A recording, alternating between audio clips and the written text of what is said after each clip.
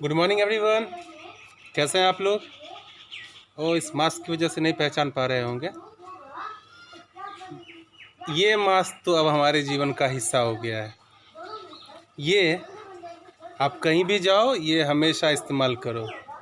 ये सिर्फ एक महीने 2 महीने की बात नहीं है, ये अब समय से चलता ही रहेगा।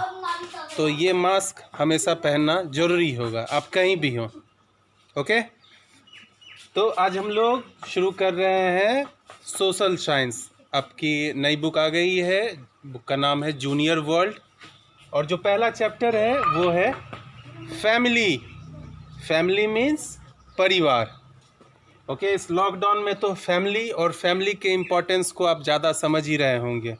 आप अपने mother father uncle aunty grand parents दादा दादी के साथ में रह रहे हैं और उनके साथ में एक अच्छा समय बिता रहे हैं। तो फैमिली क्यों ज़रूरी है, तो ये एकदम उचित समय भी है कि ये ज़रूरी क्यों होता है। आप जब घर में होते हैं और जब आप घर में नहीं होते हैं, कौन फिक्र करता है, कौन आपकी देखभाल करता है, कौन आपको पढ़ने के लिए बोलता है, कौन आपको पूरे डिसिप्लिन मेंटेन करने के लिए कहता है।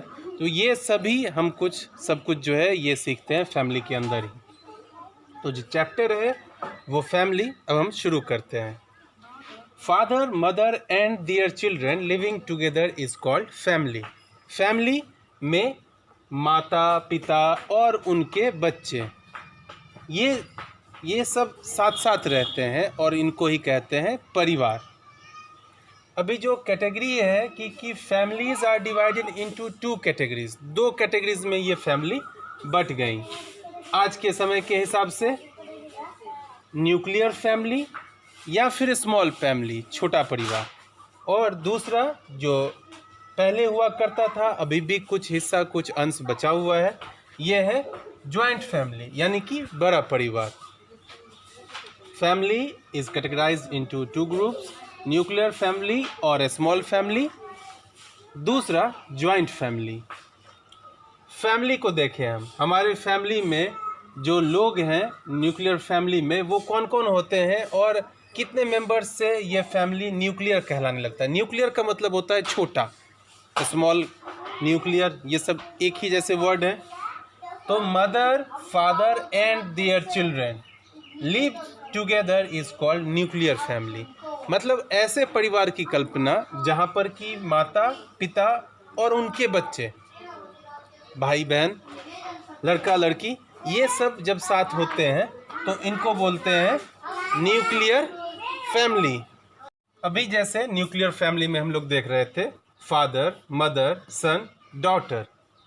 अब एक एग्जाम्पल लेते हैं, मिस्टर दास, तो उनकी वाइफ हो गई कौन, मिसेस दास, और मिस्टर दास एंड मिसेस दास के 2 बच्चे, एक लड़का एक लड़की, ये सन रौनक और बेटी दिव्या। तो इस तरह के फैमिली अब देख रहे हैं कि ये जो फैमिली है, ये कॉन्सेप्ट फैमिली का क्या कहलाता है, nuclear family. It means in a nuclear family we find mother father and their children only. मैं ओनली इसलिए कह रहा हूँ क्योंकि इनके अलावा और कोई नहीं होता।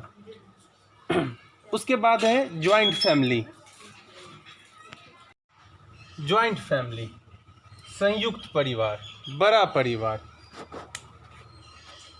This family contains father mother grandparents means grandfather grandmother uncle auntie and their children।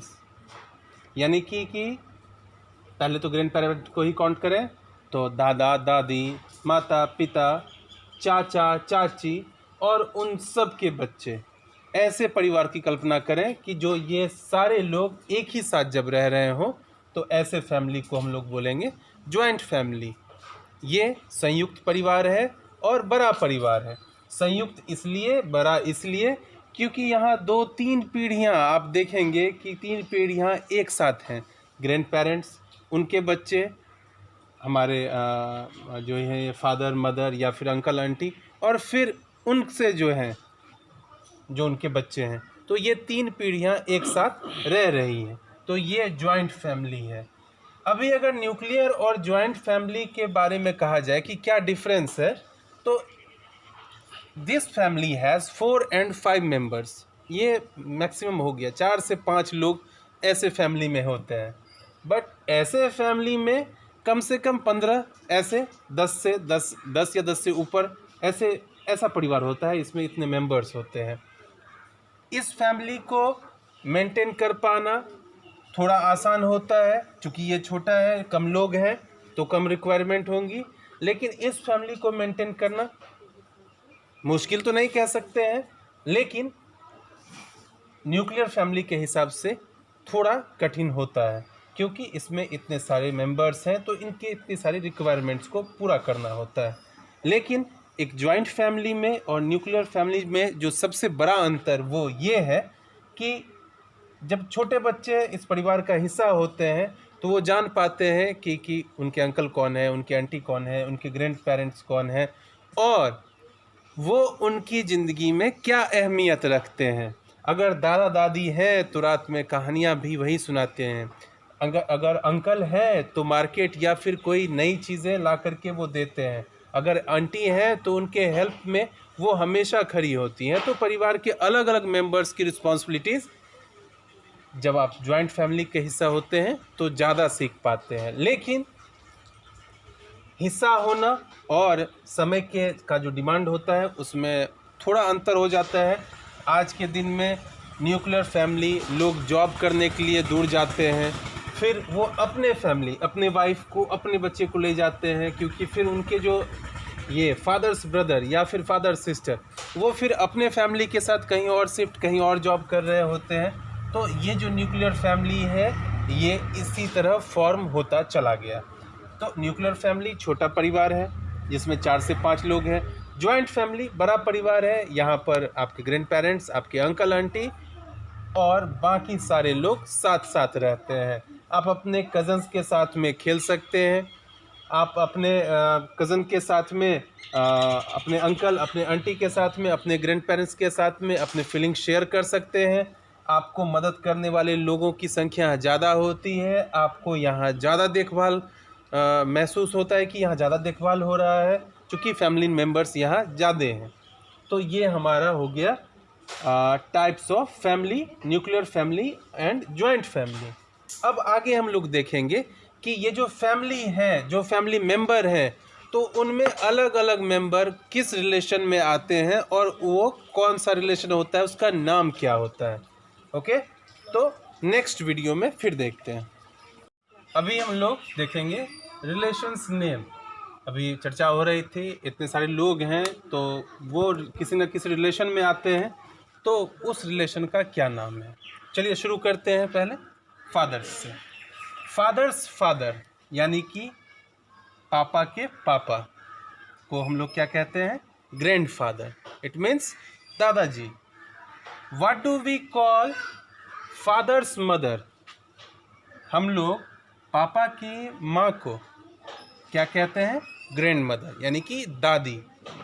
What do we call father's brother, यानी कि पापा के भाई को क्या कहते हैं, अंकल। अंकल मीन्स चाचा। What do we call father sister, हम लोग पापा के बहन को क्या कहते हैं, आंट मीन्स बुआ। इसी तरह what do we call mother's father, यानी कि आपकी मम्मी या फिर आपके पापा के पापा को क्या कहते हैं, तो ग्रैंड फादर, जिसका मतलब होता है हिंदी में नाना। हम लोग अपने मम्मी के या फिर माँ के पापा को क्या कहते हैं, नाना, और इंग्लिश में सेम है ग्रैंड फादर। इसी तरह what do we call mother's mother's mother, हम लोग माँ के, मम्मी के माँ को क्या कहते हैं, तो ग्रैंड मदर। सेम, लेकिन मतलब क्या होता है, नानी। यानी मदर के पापा को नाना, मदर के मदर को यानी माँ को नानी। इसी तरह what do we call mother's brother, यानी माँ के भाई को क्या कहते हैं? What do we call mother's brother? तो the answer is same, uncle. लेकिन यहाँ चाचा था और यहाँ अंकल का मतलब मामा हो जाएगा। तो एक जगह चाचा, एक जगह मामा। यहाँ फादर्स ब्रदर यानी कि पापा के भाई को हम लोग अंकल कहते हैं, जिसका मतलब चाचा हो गया। और यहाँ what do we call mother's brother, तो ये भी अंकल ही है इंग्लिश में, लेकिन इसका मतलब क्या हो गया? मामा। इसी तरह what do we call mother's sister, माँ के बहन को यानी कि मम्मी के बहन को हम क्या कहेंगे?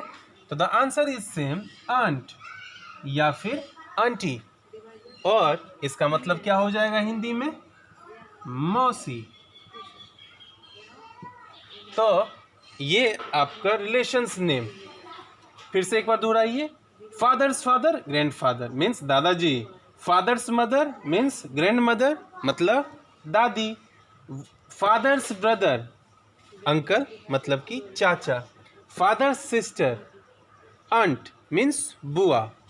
इसी तरह मदर्स फादर ग्रैंडफादर नाना, मदर्स मदर ग्रैंड मदर नानी, मदर्स ब्रदर अंकल मीन्स मामा, मदर्स सिस्टर मीन्स आंट या आंटी मतलब कि मौसी है। अभी तो आपने देखा रिलेशंस नेम। अभी उसके बाद अब जो है तो आंट के बारे में हम लोगों ने जाना कि आंट का मतलब चाची भी है, मौसी भी है और बुआ भी है। तो एक क्वेश्चन है, what do we call aunt's husband? तो आंट का मतलब बुआ, मौसी, चाची भी है। तो देखिए आंसर क्या होगा? What do we call aunt's husband? The answer is same, uncle. For 3 cases, तीनों केस के लिए एक ही आंसर होगा, अंकल। लेकिन हिंदी में ये मतलब बदल जाएंगे। अगर आंट कहने से आपका मतलब बुआ से है तो उनके हस्बैंड को हम लोग कहते हैं फूफा या फिर फूफा जी। इसी तरह आंट्स कहने से मतलब अगर आपका मौसी से है तो उनके हस्बैंड को कहते हैं मौसा, लेकिन इंग्लिश में वर्ड है अंकल। और इसी तरह आंट कहने से मतलब अगर आप चाची से संबोधन कर रहे हैं तो उनके हस्बैंड को कहते हैं चाचा। और अगर ये क्वेश्चन पूछा जाए कि what do we call aunt's children, उनके बच्चे को, आंट के चिल्ड्रन को, बच्चे को क्या कहेंगे? चाहे बुआ हो, मौसी हो, चाची हो। तो द आंसर इज कज़न। अगर वो भाई होगा तो कज़न ब्रदर, अगर वो बहन होगी तो कज़न सिस्टर। तो रिलेशन क्लियर हो गया अब आपके सामने में कि आंट्स के चिल्ड्रन को चाहे बुआ, मौसी, चाची हो, सबको क्या बोलेंगे? कज़न, कज़न ब्रदर या फिर कज़न सिस्टर। और अगला है what do we call father's brother's son, यानी कि फादर के भाई का बेटा, यानी आपके अंकल का बेटा, वो क्या कहलाएगा आपके पापा के लिए? वो कहलाएगा नेफ्यू। नेफ्यू मीन्स भांजा। और इसी तरह अगर क्वेश्चन पूछे कि what do we call father's sister's son और daughter, what do we call father's sister's son, तो आंसर क्या होगा? नेफ्यू। लेकिन यहाँ इसका मतलब क्या हो जाएगा? भांजा, यानी कि फादर के बहन का लड़का क्या कहलाएगा? भांजा, जिसको इंग्लिश में कहेंगे नेफ्यू।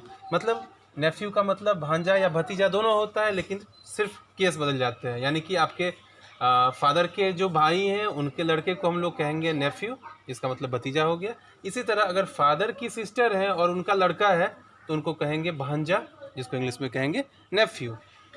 इसी तरह फादर्स ब्रदर्स डॉटर, यानी कि फादर के ब्रदर की बेटी क्या कहलाएगी?